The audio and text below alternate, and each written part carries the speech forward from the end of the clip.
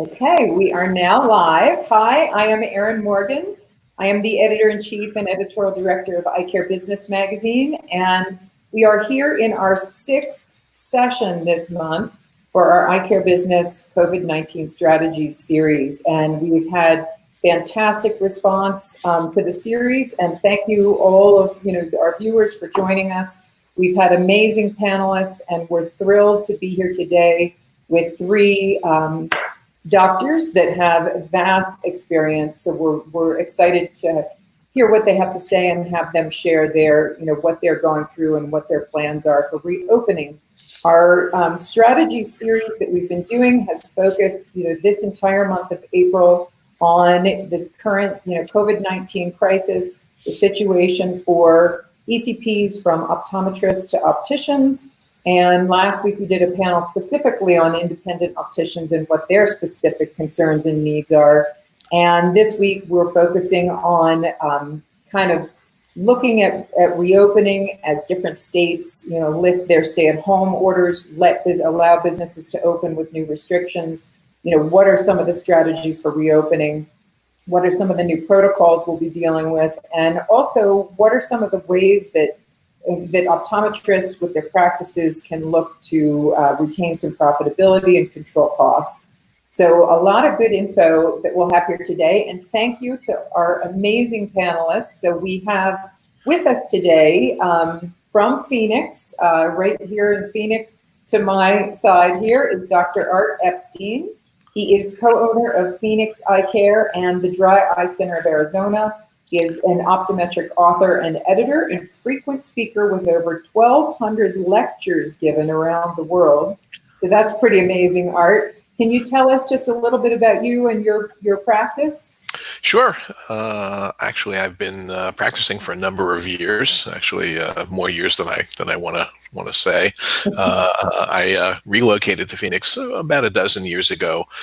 My wife and I, who is a colleague, she's very entrepreneurial, and we were having breakfast one day and said, "Hey, what are we going to do?" I was going back and forth to New York, and we came up with the idea of opening a practice. So we opened Phoenix Eye Care.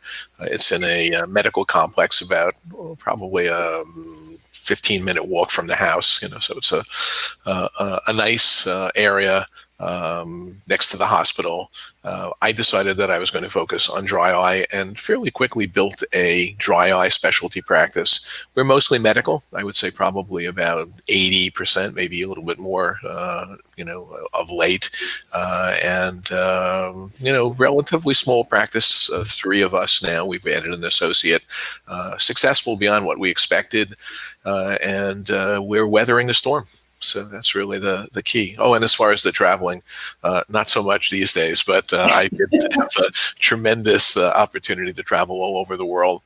So I've got to speak to our colleagues in probably at least 50, maybe 60 countries around the world. Wow. So it's been an interesting trip. No doubt. So has your talks, your lectures, have they more focused on the dry eye area or all over?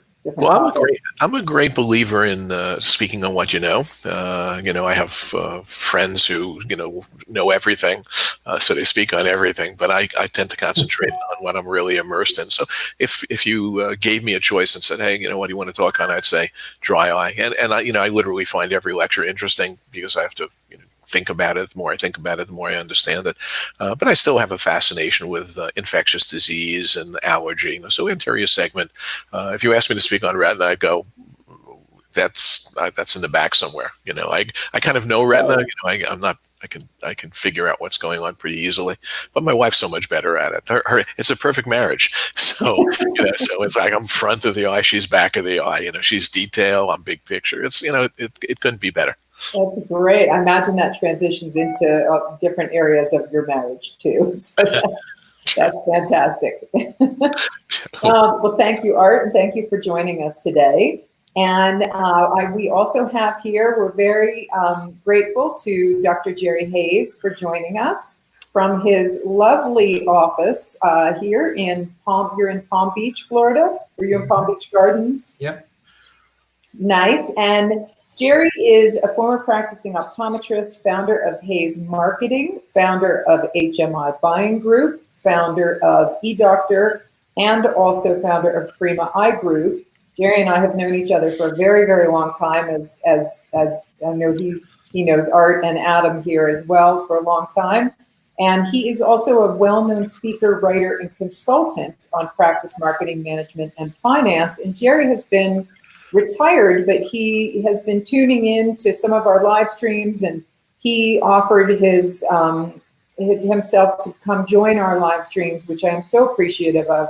And I really am grateful to you for joining us today, Jerry. Can you tell us a little bit about just yourself and for the viewers? Sure. Well, as you said, my connection since I left practice was providing services, advice, consulting with optometrists. And I also am very involved with Southern College of Optometry and the Hayes Center for Practice Excellence. That really keeps me connected with the profession. It keeps me connected with the young ODs. And our mission there is to help optometric graduates better understand the business side of practice. So that's really my connection now. I do still love optometry and like to stay involved at some level. Fantastic. Well, thank you. We really appreciate you joining us today. You certainly have a wealth of knowledge about the profession. And I know that you also know Dr. Adam Ramsey here as well. Yeah. We're neighbors. Yeah. You're a few minutes away from each other. Yeah, neighbors, right next to each other, figuratively and in more ways than one. Yeah. And Adam is also in Palm Beach Gardens, Florida, and he has a practice called Socialite Vision, which is a very cool practice. He's also a speaker and author of the book Play Chess, Not Checkers, The Practical Guide to Warm Start Your Dream Optometric Practice. Looks pretty fantastic. Where do you buy that book, Adam? You can get it on Amazon or on the website, playchessnotcheckers.net. Nice. Well, congratulations on your book. I have written a book. I know it is no easy task. No. And you have 4 locations. You have one main location, then you have 3 satellite locations. Can you tell us a little bit about yourself and about your practice and those satellite locations as well? Well, first off, Erinn, thank you for having me on here. I appreciate Eye Care Business doing this. It's really needed in the profession. So the connection, I hope, stays even after this is over. Us getting together virtually or in real life, that constant connection is really important for the profession, for our growth. So thank you for having this. Yes, so I started Socialite Vision in 2016. And then 1 year later, I got the opportunity to take over for the Indian Health Services for Seminole Health for the state of Florida. So that's how I went from 1 to 4 in a year and a half. So 3 of the locations are satellites. But it has all the equipment is on there. There's frames there, contact lenses, chair stand, still lamp, visual field cameras.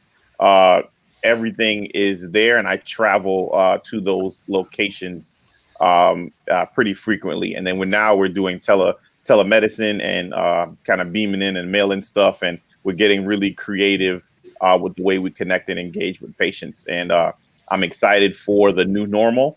And I think the doctors that can adapt to change the best are gonna do well in this new normal. And I love speaking. I don't do as much speaking as Art, so I'm not on that level. And my wife would kill me if I was on the road that much.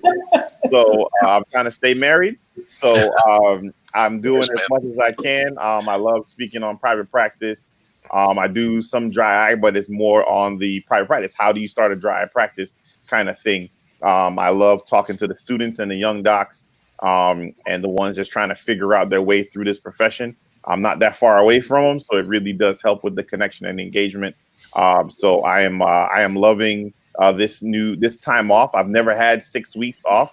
I've had more than maybe 4 days is the longest I've had off in maybe 10 or 15 years. So to have 6 weeks where I wasn't off, but I wasn't like tied to any one particular thing, has been amazing. But now I'm itching to get back in and get back started, and we're going to be starting back up pretty soon. So I'm really excited. I'm really excited to learn from the other guys on this panel here today and see if we can add a little bit of flavor and a little bit of fun to this broadcast today. I have no doubt. I've already seen a lot of flavor and a lot of fun for sure. So, well, thank you, Adam. I really appreciate you joining us today, and we're excited to have all this feedback. I just want to tell our viewers please feel free to type in comments into the comment section in Facebook as you watch our live stream. Type in your questions as you think of them as we go along. We will address those. We have a dedicated Q&A session at the end of the live stream. And if there's anything that's super relevant to what's being discussed in the moment, we can do this real time and we can, address those questions as we go along. And please, even feel free to just type in the comments in YouTube and in Facebook and tell us who you are, where what your business name is and where you're from. I already see we have Jason Kirk, who we know and love from Brighton, UK. Thank you for joining us, Jason. And we have Brian Schuler, hello, Brian, from Wallman. And Brian has been joining us at several of these, so we're very appreciative of your support of our live streams. And we also have Felix Marks from Colors and Optics, and is watching along with Julio Fisher, Andrea Kaiser, and Pauline Smith. We have really enjoyed your live streams during this horrific time. Thank you. And boy, it sure has been a challenging time for all, no doubt, on many, many levels. So before we get into our questions for our panelists, and we'll do that really quickly here, but I just want to kind of briefly share with everyone, we have been running these several waves of our eye care business, our ECPs, and COVID-19 focus group study, and we're on our third wave. We're going to deploy our fourth wave this next week, and we've been tracking kind of changes in attitudes and opinions and actions on different things. And I just want to share a couple of quick stats from our very recent survey that we just have the PowerPoint from this morning. So we had asked folks, do you currently or plan to offer telehealth services as an option for patients during the coronavirus pandemic? And of course, this survey goes out to our full database, which is 40,000 eye care professionals across the country. The lion's share of our respondents are optometrists. It has been pretty much about 90% because obviously those are the folks that are remaining in the offices at this point. But so for that question on telehealth, telemedicine services, we now have the ODs and the opticians that are responding telling us, yes, 49% say, yes, we currently offer telemedicine services. That is up from 31% from our first wave of the survey. So we've gone up almost 20% now, since the first wave several weeks ago, which was about 4 weeks ago, to right now. 23% say no, and 22% say that they are considering or plan to do so. 6% say not sure yet. So, really a shift, a big, big shift there. This is a stat that I've been sharing each time in our live streams, but it is so impactful. We asked the readers in this survey, do you expect to experience a financial impact to your business due to COVID-19? Of course, everyone is going to expect some kind of financial impact at this stage. When you see the numbers of sales and exams, which we have been tracking as well. But right now we have 85% telling us they expect a significant impact, and 14% saying yes, expect some impact. So, 85%, which is up from 79% in our first wave of the survey, expect a very significant impact to their business. And then the last question that I'll share with you that we asked in this survey, has your office temporarily laid off or let go of staff members? And we had 67% say yes, temporarily laid off staff members. That is up from 38% that told us, yes, we've laid off staff members the first wave of the survey. So quite a few more folks getting laid off in the time frame. But that is the question was posed as temporarily laid off. When we asked them if they permanently let go of staff members, only 2% said yes, permanently let go. So that's encouraging. And 26% said no, and 3% said considering or plan to do so. So it's been really interesting to watch the transition here as things move along, and obviously things change every day in the world right now, and we'll see a lot more happening, as practices begin to reopen as well, and kind of see where business is going from there and how things are working. So I just wanted to ask each of our panelists to start off with kind of, what is your current status in your office? Are you, were you open for urgent care throughout this period? Are you under stay-at-home orders? Can you start reopening? Where are you at? And obviously, Jerry, if maybe, if you want to expand on that at all, just in terms of your area or looking at things in the country, up to you. But Art and Adam, would one of you like to start and just give us a kind of current status? Adam, you? Sure, I can go first. I am set to reopen in some capacity on Monday. Where we're going to be, but it's going to be at one patient an hour. We're not going to have more than 2 people in the office. My office is 1,200 square feet, so we can do that to try and separate out the patients. We're still going to be offering telehealth services. So that's still going to be an option for people that don't want to come in or I don't necessarily need to see in the office. And we're going to be launching an online optical as well, where they'll be able to view and buy frames remotely. So we're doing as much as we can remote and far away to mail the glasses to patients, et cetera, to distance that. But we will be opening and seeing 1 patient per hour starting on Monday. So we are, quite a bit below what we would normally be doing, but we are going to get people in. I saw somebody right before I got on this broadcast that was losing their insurance tomorrow. So they have people that are coming on unemployment. Their insurance ends at the end of the month. So we're seeing a few people today and tomorrow before they lose their insurance.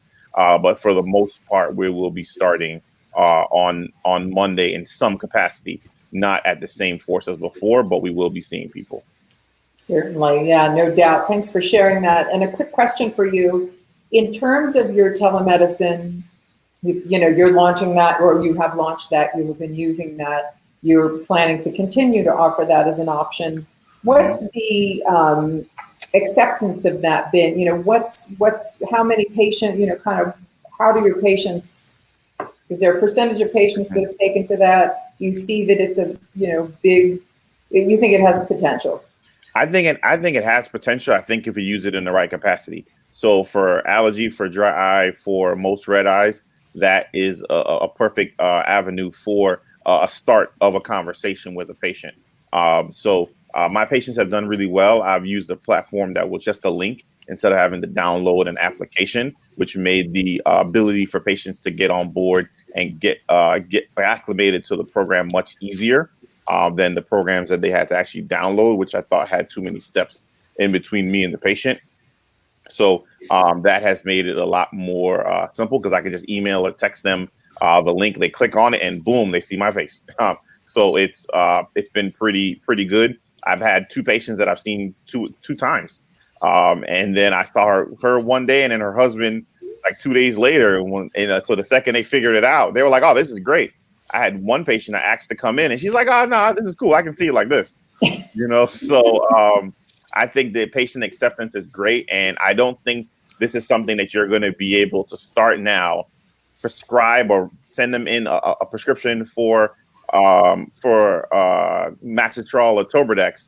And then a month later, you can't then tell that same patient that you can't see them from telemedicine because you saw me for the same thing, the same pain, the same red eye that I felt. And you saw me on Saturday while I was still in my robe, right? So now a month later that your office is back open, you can't then turn around and tell me that you have to come into the office. I didn't have to come in last month. Why do I have to come in now? I want to stay in my robe. Like I don't want to come into the office. So I think telehealth, if you started it and you were doing it anywhere successfully, it's going to be in some capacity a part of the office. And I'm actually not upset at that because I can have a patient scheduled. I see them at 12:30. If I'm a little bit behind, they just have to wait a few minutes, the same way they would have had to wait in the office. And I plan on just sliding those in between my actual patients because you do have 10 minutes in between one patient is ready, the next one isn't ready. So you slide in a telehealth visit, and you're able to see that patient remote, and then you click back over, and then I go and see the next one. So I think the more we are accessible to the patient and we engage, I think we control the conversation as far as telehealth. If we don't, big business is going to control the conversation as far as telehealth, and they'll decide what is acceptable and what is not acceptable, instead of us that are on the front lines that have to actually do it and deal with it. So I'm excited, and I'm trying to find a way to make it work instead of trying to push against it and say it'll never work. Right. I think that's great insight, and thanks for the feedback on that. And I think you're 100% correct. We'll see it for sure. Even, I've had a telehealth appointment with my GP during this time, and it was fantastic. And given how much we work and we traveled before, it certainly is much more convenient for certain lifestyles and for certain types of issues, that you're dealing with. And I think patients will have that expectation now of that convenience for sure. So where are you folks at with reopening? What's Arizona? Where are you guys at? Arizona's hot, actually. Arizona, we hit 100 the other day, so we're hoping it'll get rid of some of the virus. So we never really closed. So here's our story. We're focused on emergency care. We discussed this earlier during the little run up to this, but part of the mantra of the practice and opening the practice was a medical focus and meeting community needs, which considering we have no residency in Phoenix, oddly enough, considering the size of the city, we decided to provide emergency care, 24/7 emergency care, which we always have done.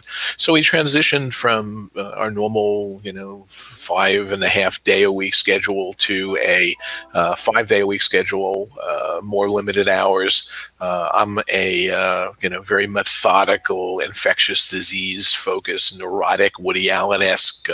The world is going to come to an end. So I bought every Sani wipe that existed, from here to the East Coast. And my wife thought I was insane. Like, no, there'll be a run on Sani wipes. And she's, you're crazy, man. So we had Sani wipes and, put in a disinfection protocol, had the staff wear masks. And, we're talking weeks and weeks ago. I realized fairly early that this was an airborne pathogen. I think one of the problems that all of us face is a tremendous amount of misinformation and incompetence at the highest levels. Not a political comment, really more aimed at the CDC. Dog, keep quiet. My friend Mark said, "Where's your dog?" Annoying. I just saw that. Yes.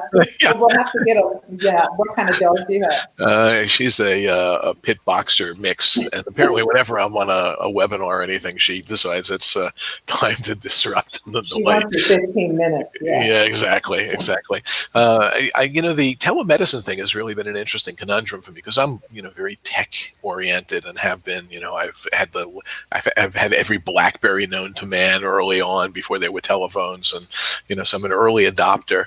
I'm a little concerned about telemedicine. I think it has a place. I don't want to say there is no place for it. There certainly is, and it is to some extent the future, but I think it's a door that we're opening, and we better understand what we're opening it to.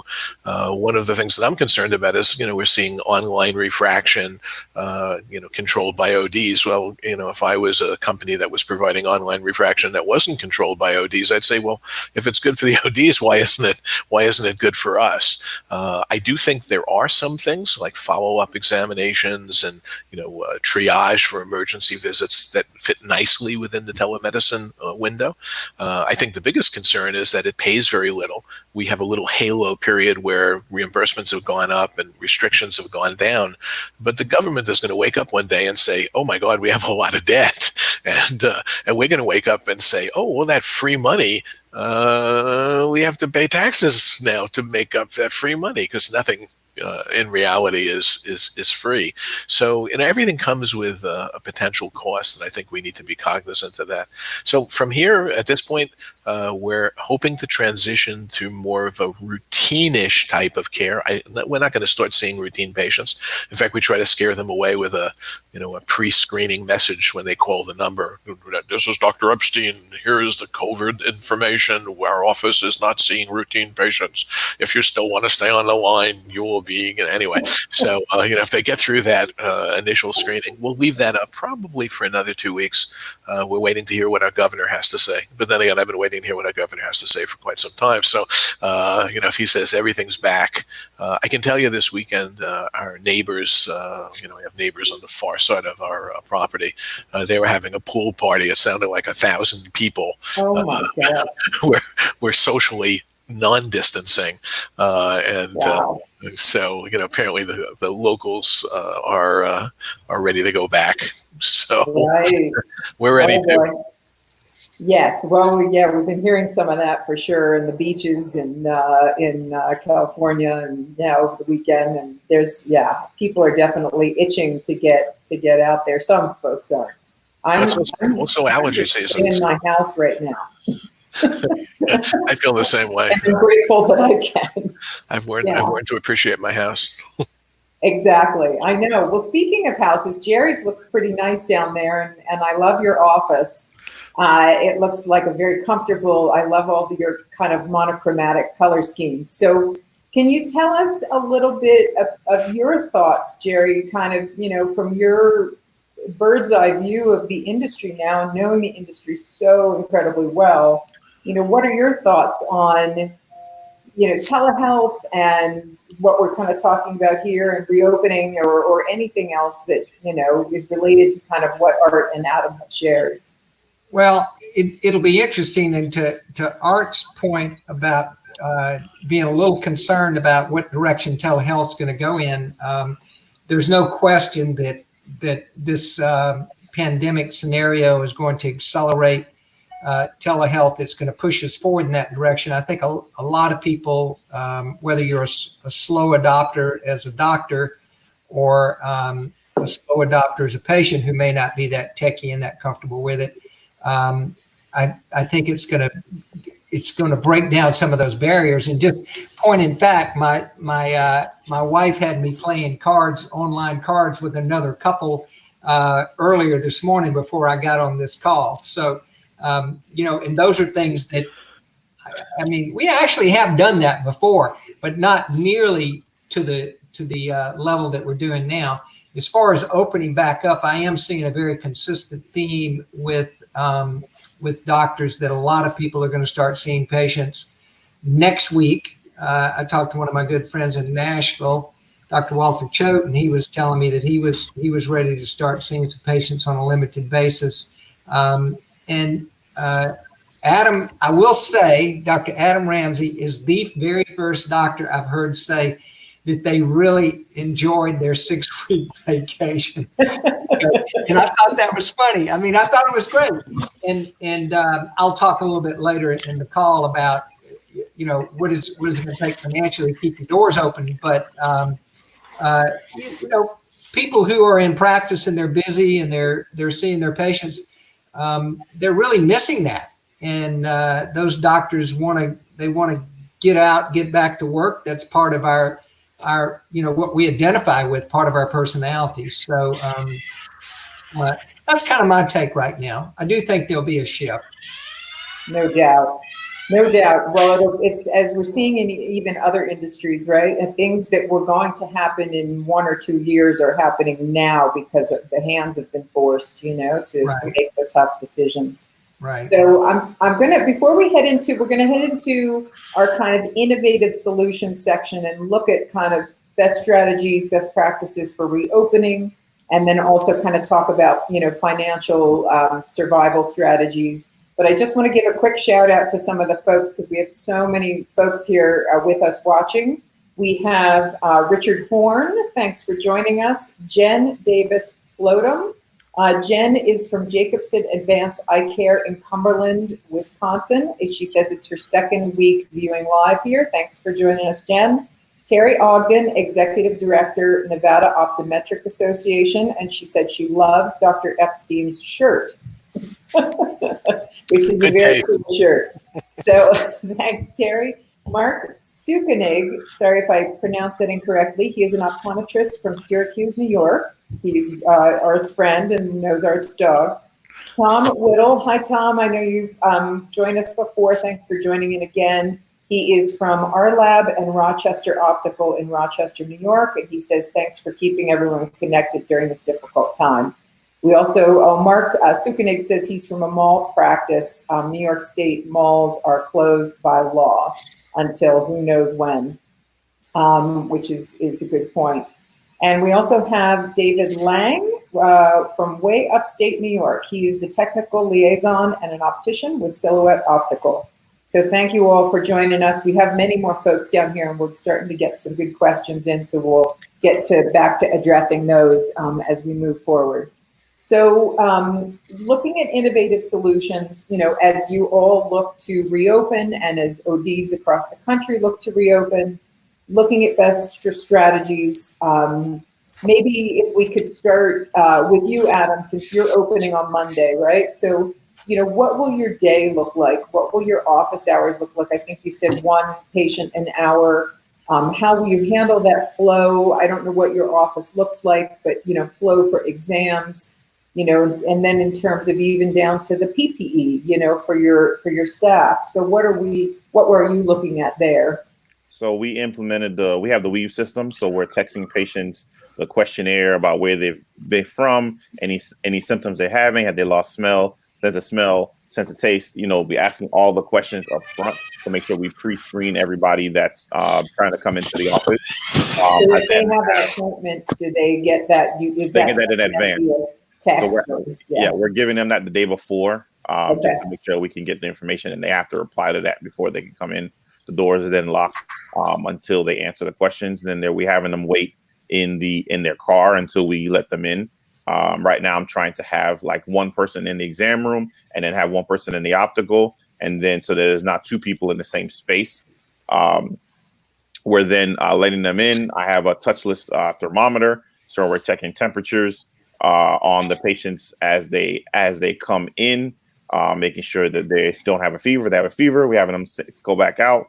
I do have enough N95 masks for the staff. I bought a couple hundred of them when this first started. So I have that in the office for the staff. I even have face shields. We have gloves, and I have hand sanitizer, soap. I have the whole 9 yards to clean down and sanitize in between each patient.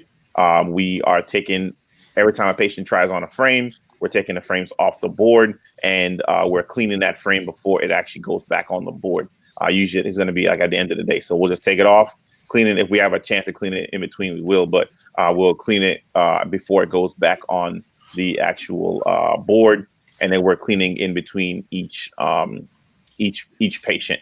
So we're spreading them out enough that we can actually see them in that amount of time. I did not put up those plexiglass things around the front desk like I saw other offices do, just because after they do that, the technician doesn't have a plexiglass divider in front of them. Right. The optician doesn't have a plexiglass divider. So I'm only saving the receptionist that's behind there. So if I couldn't do that for everybody, who am I doing it for? I was trying to figure that out. I knew people were trying to do something to help, but I couldn't figure it out logistically in my mind. But I did provide, we do have face shields. I do have, all that stuff so they can wear that individually. And we're asking all patients, they have to come in with a mask as well. So we are doing that to protect ourselves.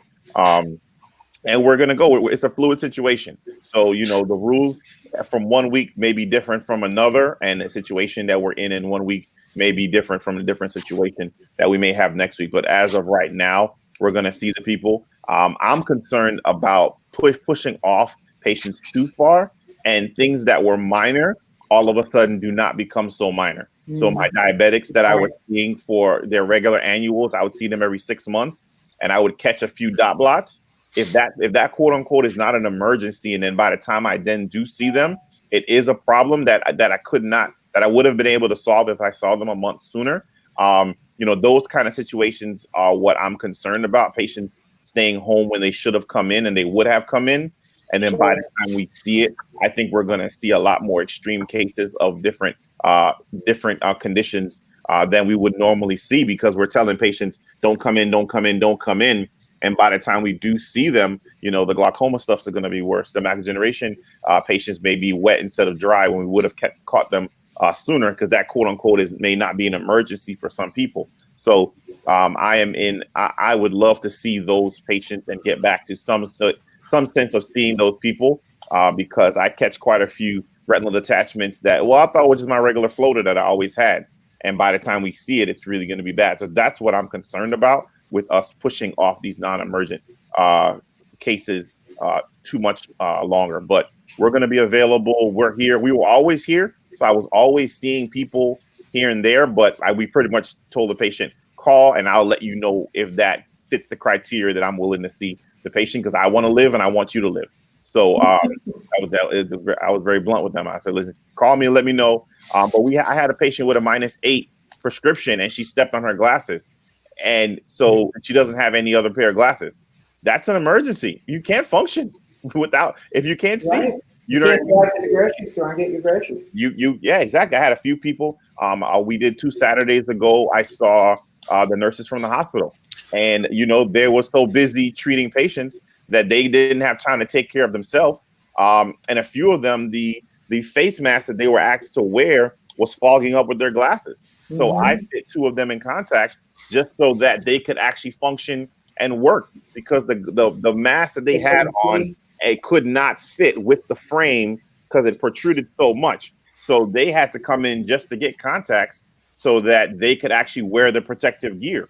So, so it depends on what you categorize as emergent. And so we were always available. We were always seeing people here and there. It just was not at the same volume of people, but we never really, I was always seeing people. I was driving to the office whenever I needed to. So we're here. The patients know it. So we've been getting texts and emails from people being like, I've been waiting. Like I'm stretching, or people tell I'm stretching my contacts, Right. And so now they're like, hey, I've been stretching them. These are gone past a month, but I don't want to reorder it because I can't see that well.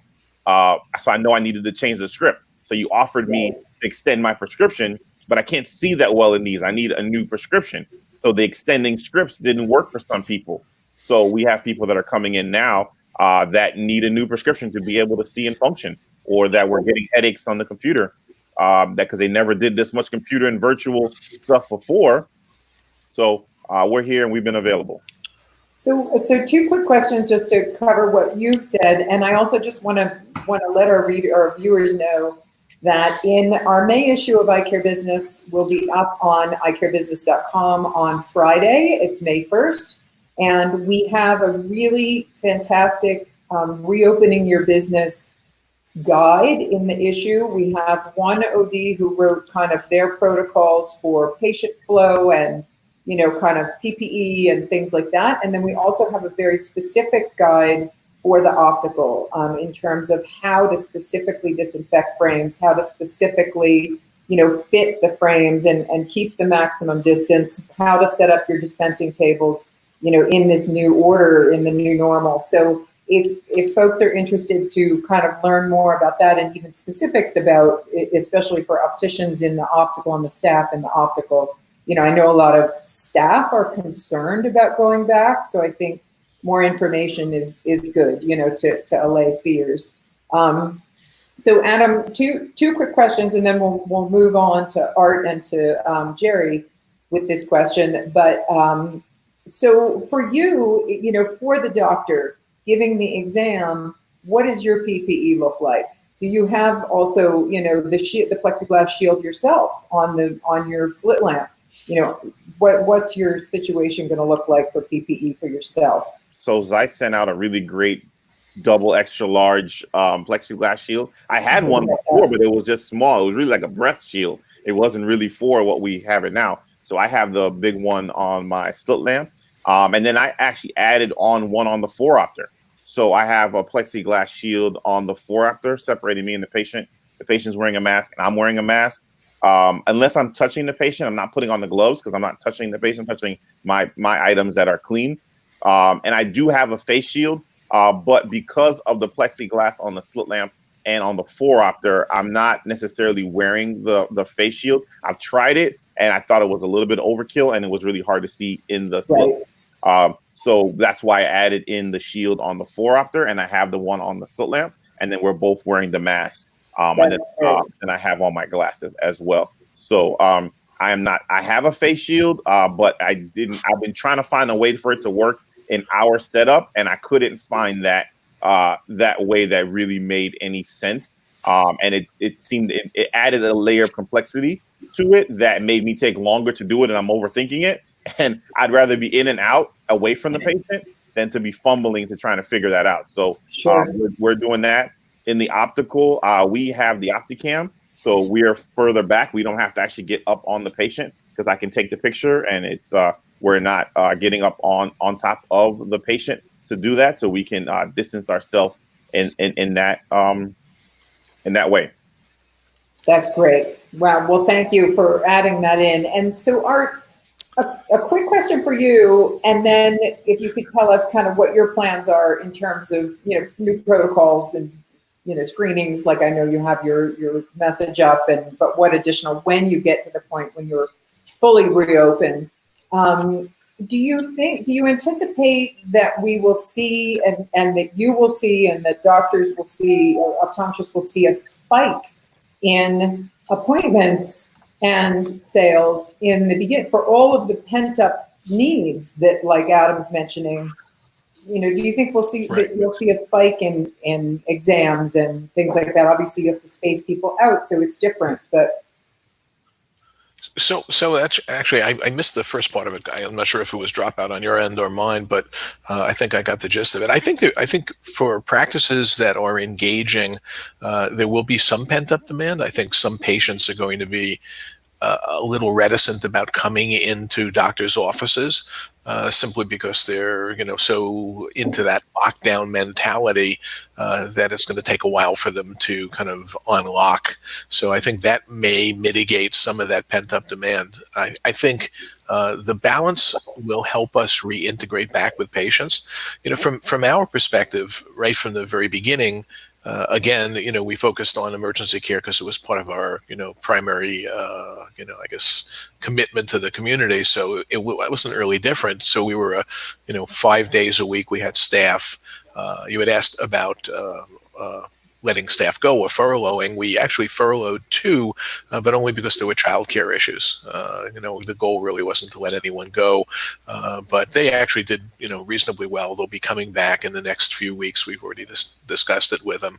Adam said something that I think was great in terms of disinfecting things. So we initiated a disinfection protocol for everything.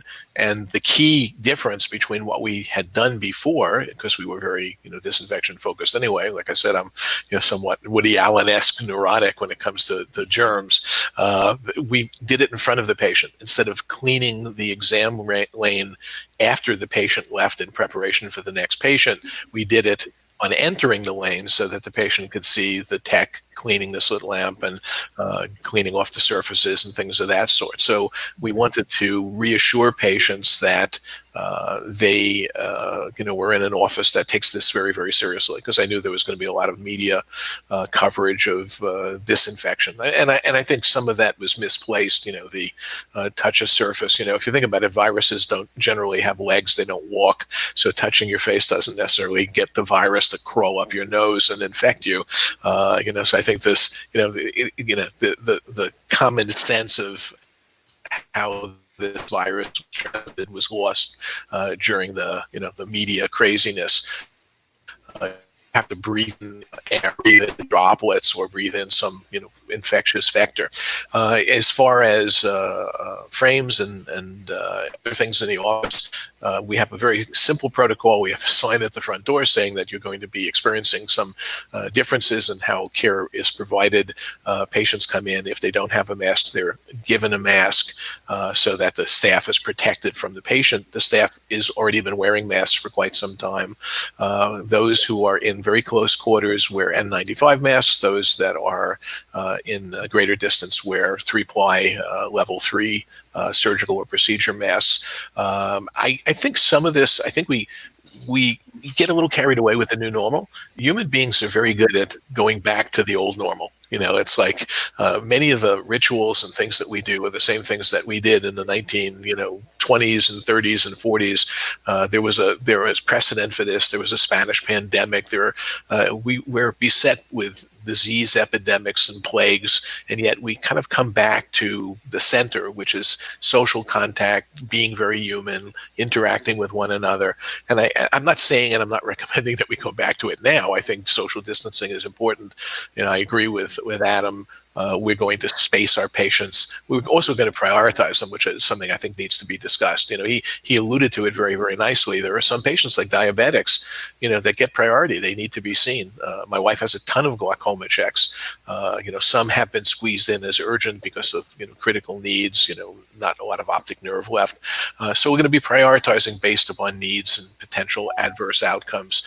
The dry eye space, again, the more severe the dry eye and the more they are in need for ongoing care, the sooner we're going to get them in. And I think most practices will get back to normal. The only problem is some practices are so unprepared for something like this, they may not be able to get back at all. And not quite as bad as in the restaurant world where they literally live, meal to meal, so to speak. But I think some of our colleagues are going to have a hard time getting back just because of financial issues. Definitely. Well, thanks for the feedback on that, and that is for sure.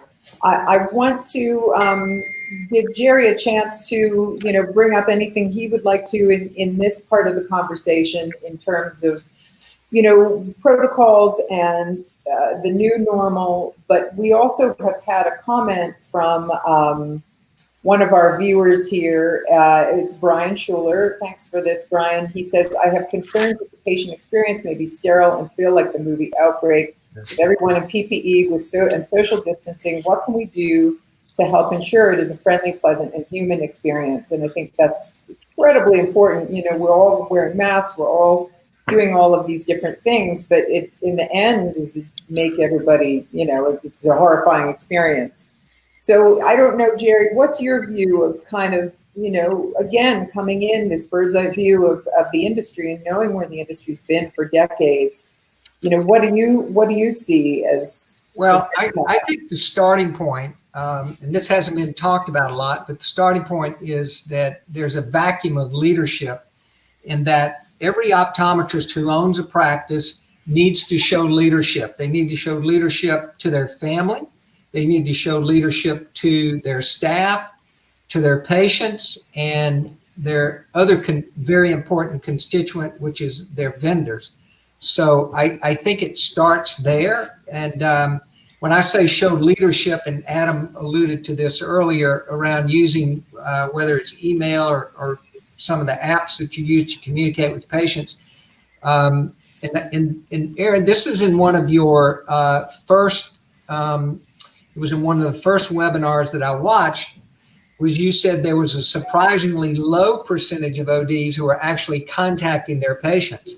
I did find that somewhat surprising and somewhat alarming. And you need to be front and center with your patients. Don't act like you're afraid of your patients, and don't act like you're afraid of the scenario. Obviously, take the proper precautions. So I think showing leadership and that letting your patient know what's going on, and what Art and Adam have both alluded to. Another thing in terms of communication is do your hygiene practices, whether it's wiping the doorknob, cleaning the frame, washing your hands, cleaning the slit lamp. Do those things in front of the patient. Let them see that. Don't make them guess if this doctor cleaning, the equipment and himself properly or herself. There's an old Tom Peters cliche, if you remember him. He was a very influential management consultant. He wrote. I'm trying to remember the name he wrote. Art, help me out if you remember the name of the book he wrote. But his cliche was coffee stains on the flip down tray mean poor engine maintenance. And so do the little things that people can see, and that goes a long way with creating the and I'm not going to say illusion, but creating the theater of hygiene. And that's very important. No question. 100%. 100%. And I think, anywhere we go these days, right? I mean, even I went to the butcher yesterday and they have their whole list of everything they're doing inside. I feel really comfortable buying from them. You want to, and I think the just to add to what you mentioned, Jerry, the communication, the percentage of optometrists that said they were communicating with the patients did go up. That was our first wave of survey. It was very low, and that was disconcerting. And then, by now it's a much higher kind of 65-70%, but that still means 30% of Right. people haven't. It should obviously be 100%, but for their patients. yeah. It should be 100%. And we have a question here from Brian Schuler who says, Dr. Ramsey, have you communicated with your patients regarding your new protocols for appointments and exam processes? And that is one of the questions I wanted to ask everyone. What have you specifically done at your practice to communicate? So maybe we'll start with Adam. Yeah, so we did email blast. We have the text feature. So anybody that's coming in for an appointment, they'll get an individual message in case they did not read the emails. And then we have a pretty engaged social media following. So by the time I posted on Facebook and Instagram and LinkedIn, it pretty much gets where I needed to go. But we've done e-blast the whole time. We've kept engaged. We've actually done more e-blast than we ever did previously. And then with the Weave system, we can text the patients, and we're texting back and forth to let them know of the certain protocols, so they know that in advance. And the ones that have come in, they've followed the protocol pretty good because they know I don't play. So they've been pretty good. And then we're putting it on social media as well. So I think if the work you've done in the past is really showing today. So the system that you've created in your office either highlight the positive things about your office or highlight the negative things about your office. So if you did not collect emails before when you should have been on it, it makes it harder to engage and connect with people. If you did not work on social media, if you have 6 followers on your Facebook page for your business, yeah, you could post it on Facebook. Nobody's going to see it. So the work that you've done up to this point really highlights how effective you're going to be able to engage that patient going forward. And then trying to utilize systems and tools and protocols to really get out to your patients is important, because patients are looking and they can tell between a doctor that they were not able to engage with and feel like it disappeared from them for the last 6 weeks. Well, you know what? They've come over to our practice and said, hey, can I make an appointment with you? I got emails from people saying, hey, I don't need an appointment today, but I like the fact that you're still engaging and that I emailed you and I called you and you called me back and my doctor wasn't available. So when you are available for a regular appointment, I'd like to switch practices and come to your office. We've had a few emails and text messages just like that because they're like, I felt like I didn't feel like I was alone, and I felt like I could connect with somebody that was there. So it is possible to be engaged. That's great. And what have you folks done at your practices? So we actually know our niche. We're not as big on social media. I follow Adam on social media, so I know he's very adept with that. So for us, it's more traditional phone calls, reaching out. I did want to comment on something. Adam said something interesting, and I think it was really very important because it leads to something even more important. Patient communication is critical, and we do communicate with patients, especially the patients who have had appointments, reassuring them, letting them know we're still here. We modify the website, so we have more typical ways for us. We're very much in character to communicate with patients. But I think one of the things we didn't talk about, Adam kind of alluded a little to it, as did Jerry. We also have other customers, in a sense, in our offices, our staff. And Adam's point about not putting up big plexiglass barriers to protect the receptionists and let the technicians, be exposed was I think, relatively, brilliant, because you want to treat all of your staff in a similar fashion, make them all feel safe in the same way. Don't want them to feel that, they're overly exposed. We have slit lamp shields My friend Mark Newkirk from iFish was great. He immediately came up with a universal slit lamp shield that's really big. I had purchased some from somewhere else. He also has a phoropter shield. But what's nice about them is they're not too intrusive. To Jerry's point, we don't want to create a clown show where we're walking around in isolation suits and what was traditional connection between patient and doctor, staff and patient disappears. So we actually have to do a very, very fine balancing act in terms of making the patient feel that they're communicating and interacting with humans when they come to the office. It's going to be tough, because I think all of us are a little wary. It's a mysterious virus, and it could cause nothing or it could kill you. So absolutely. Yes, well, I think great points on communication, and also on just, what does the new normal look like that's not scary for patients, it's not scary for staff, and equitable, for all, and a human experience. I'm just going to do a couple of quick shout outs. I have a question here I want to address, and I know Jerry has some fantastic, he wants to share his screen, and he has some great kind of financial, cost structure information that he has for us to share. So I just want to mention that we have Costa Gonzalez from Madrid, Spain. He is with the Spanish Council of Optometry, the general secretary there. We also have Ugana Nwigwe, I'm sorry about the pronunciation. They are from the founder of the Eye Place in Nigeria. So we really have a great global conversation here. And we also have our fantastic publisher of Eye Care Business here, Mark Durek. Thanks for joining us again, Mark. Mark's been very supportive of our live streams. And he has two questions, and I'll lump them together because I think they're kind of related and very important. In turn, just, from a quick view from Art and from Adam, looking at what's going forward needed in terms of product, and this also ties into a question someone else had, what are you thinking in terms of your frame and lens and contact lens purchasing? Is everything on hold? We had an opticians panel last week. Everybody said, I put all my orders on hold with the vendors. They're just not shipping them right now because we have a backlog of product.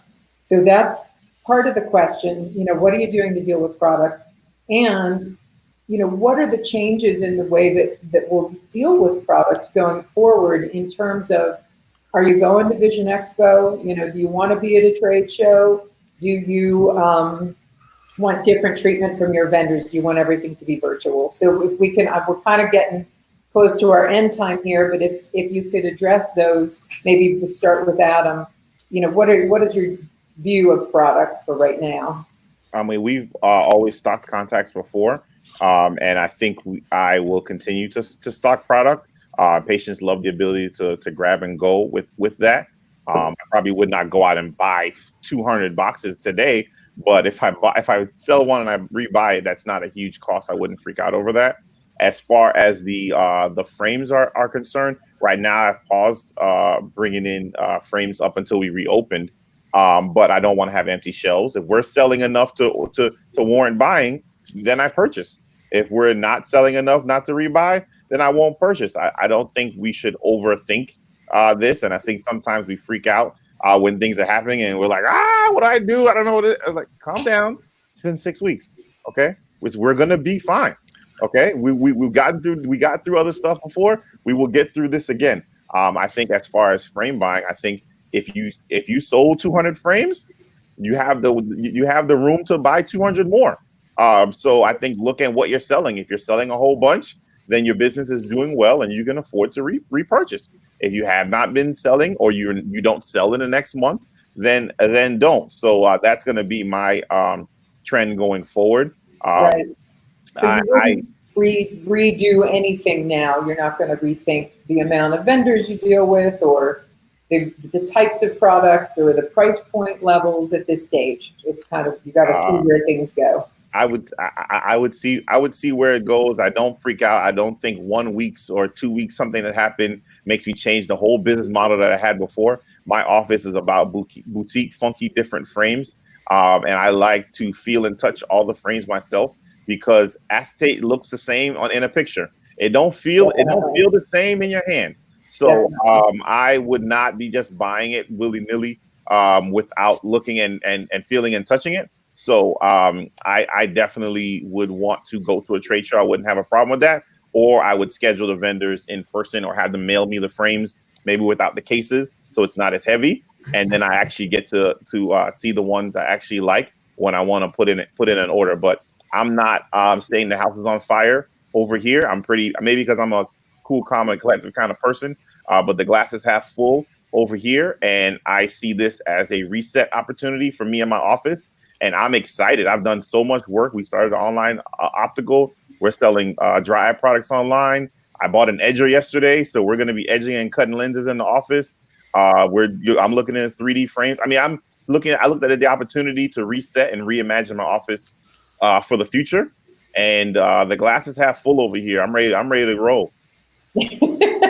I love it. It's a great positive outlook. So Art, what about you in a nutshell? What are you thinking in terms of product and trade shows? Do you or your staff typically go to the shows? Yeah, actually, it's funny. Well, trade shows is a whole other story. I think we're going to find out whether or not Vision Expo is actually going to play or not. I think at this point it's a little bit iffy, and that's the one meeting that the entire staff goes to. We pay for the entire staff to head to Las Vegas. We have a big dinner. We thank them for being staff. It's a routine that we've done for years, and we enjoy it. And I certainly hope Expo does run, but I think it's a little too soon to call it. I think if we're starting to see an uptick in infections or something goes on, I think they could shut that down. So I'm a little worried about it. I don't think that's a permanent issue. I think there will be other meetings that will go once this is we have a vaccine or we have an effective treatment, which apparently we do have some decent treatments in the offing. Now, in terms of purchasing, we've maintained a fairly even keel. This has been devastating financially. We just went over our numbers, from a loss of income perspective. It's nothing to sneeze at. I mean, it's like really nasty. Is that going to kill the practice? No, we actually have cash reserves. We're hoping to get a PPP loan, which we've applied for. We did get the other, I forgot what that is, a little bit of cash from one of the other programs, and it's helpful. It allows us to keep our staff going and things of that sort. So the one thing about us that's funny is we've, in the middle of an expansion, we actually added 2 exam rooms and another dry eye testing room. So we have about another 1,000 square feet that was in the works since this was going on, and that's just about completed. We're waiting for chairs and stands to go in the exam room areas, and my office is all set. So so we're almost business as usual, with the exception of we got hit over the head with a sledgehammer during one section of the business this year. Yes, no doubt.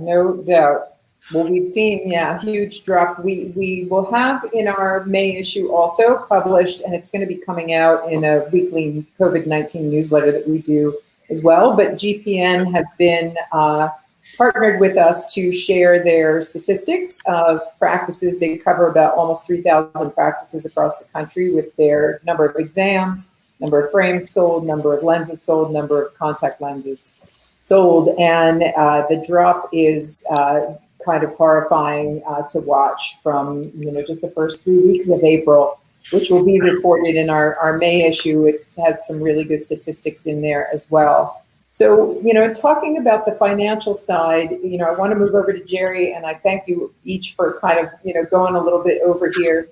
And I know Jerry has something he wants to share with us. That he, in terms of from a financial standpoint, looking at overhead structure and staff and cost of goods. Should I pop this up onto the screen, Jerry? Yeah. Yep. Go ahead and put it up there. Okay, we're going to share Jerry's screen here. Here we go. What I'll do, Erinn, is let me give you, in the interest of time, I'll give you and our listeners a little bit of a teaser here.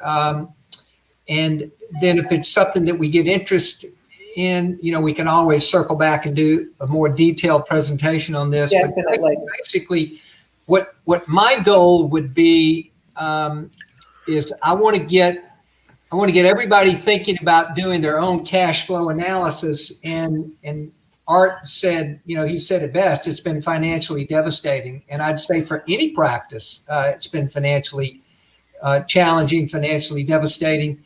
So, there are a couple of ways you can do a cash flow analysis. You can do it yourself. You can have your in-house bookkeeper do it, have your outside CPA or one of the OD consultants, which is not me, but one of the OD consultants out there can help you do the cash flow analysis. And essentially, your goal is going to be, do I have enough liquidity to function with tremendously reduced revenues? And that's going to be in the months of, well, we know for sure now coming up, months of May, June, July. I mean, that's part of the new reality, if you will. And just to make it very easy for everybody, this is an oversimplification, a big generalization, but your practice overhead really goes in 4 buckets. Your first one is your fixed overhead. Fixed overhead is things like your rent, your utilities, your legal fees, your accounting fees, your things that you can't reasonably cut during a great reduction in business. And this is really something we've never seen before on a national level. I live in the Southeast. We've certainly seen hurricanes that have put doctors in Louisiana and Florida that have put doctors out of business for weeks and months. But there wasn't this concern about patients coming back in. And I remember one of my good friends in Louisiana, I was sympathizing with him and telling him how sorry I was about his office getting damaged and, the economy in Southeast Louisiana getting damaged. He said, look, he said, yeah, I was down when the hurricane hit, but he said, as soon as we were able to open the doors, people flooded in. He said, we were busier than ever. I think Art said it, that's probably not going to be the case now because patients are very concerned about how close they want to get to you. But if you just want to use a good rule of thumb, fixed overhead is 25% of your, quote, I'm using air quote here, normal revenues. So just say if you're doing your own cash flow analysis, and you need to do this on the back of the envelope at the very least, just allocate 2% a month. So if you have $1 million practice, your fixed overhead is $20,000 a month, period. Then you get into the variable expenses. You're going to have to do some calculations here. And again, staff salaries are about 25% of normal revenues. Although, who knows, you may have a greatly reduced staff. One thing, this comes under the heading, I'm going to call it a silver lining. It's not a good thing, but unemployment has been so incredibly low at that 3 to 4% level that it's really been hard to hire good staff. When things start to normalize more, there are going to be plenty of people looking for jobs. So I do believe that it's going to be much easier to hire if that's something that you want to do and are able to do. Also, cost of goods, again, you're going to have to make some estimates. That's typically 25% of normal revenues, but that's going to greatly reduce. And then here's the big one. It's going to be owner's comp. It's going to be how much money do you have and do you need to live on? And the whole idea here is how much liquidity do I need to operate into a greatly reduced patient scenario of less, coming out of March and April when it was probably down 90%, and that may be generous. So to do a cash flow analysis now, you're going to have to project your revenues, estimate your monthly expenses, because we know you have fixed expenses of 2%, but these other two, your staff salaries, your cost of goods, you're going to have to decide how much of those are going to be reduced. Fixed overhead at 2%, and then deciding how much the staff and cost of goods are reduced. And then what is your owner's comp? How much do you need to pay your own bill? And I think a big question this raises, we won't try to answer it in this presentation, but a big question this raises is, if I have the money, do I live out of my cash reserves? And let's say if you're more senior doctors, I'm trying to think of the genteel term here, but the more senior doctors like you and me. Mature. Yeah, the more mature, established. How about that, Art? Yeah, be better. It's going to be, it's going to be a huge decision on, do I borrow money or do I live out of my reserves? I will tell everybody in advance, I'm not,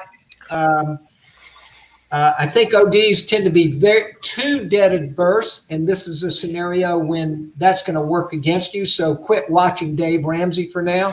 If you need to borrow money, and if you do it wisely, and if you do your cash flow analysis, I think that's going to be a smart thing to do. So a lot more things we could discuss there, but that's just to alert people, hey, it's a heads up. You need to do a cash flow analysis.